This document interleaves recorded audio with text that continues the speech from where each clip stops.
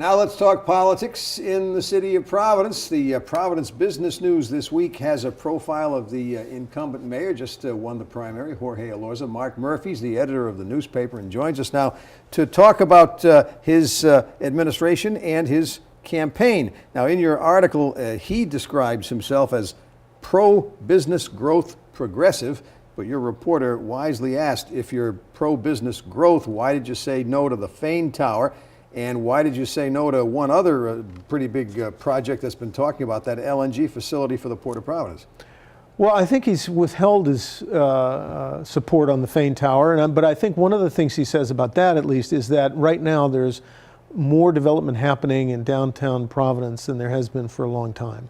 And so maybe it isn't needed necessarily. I think he also understands that while the Fane Tower is residential, it's also very high-end residential. And again, one of the issues for the city, for the state in fact, is that there's not enough affordable housing. So I think that that plays into it.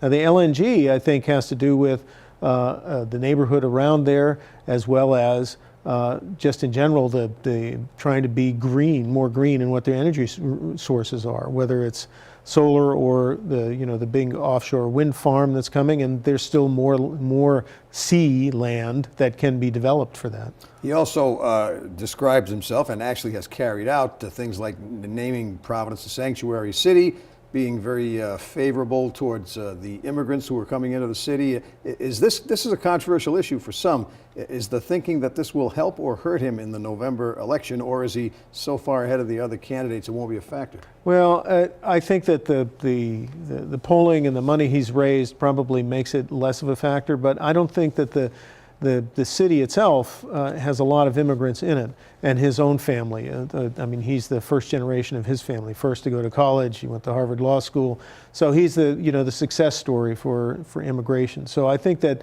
it's part of who he is. It would be very difficult for him to walk back from that. That's not to say that others don't. Cranston Mayor Alan Fung, for instance, has been more along the Trump lines in terms of immigration, and he's also first generation. There's a lot more in this profile about his plans for development, how he's talked about moving away from the years of corruption. There are several sidebar articles here, too, concerning the other candidates, I believe, for Mayor of Providence as well. Right. It's good reading in print or online, Providence Business News. And Mark Murphy, we thank you for joining us. Thank you, Frank.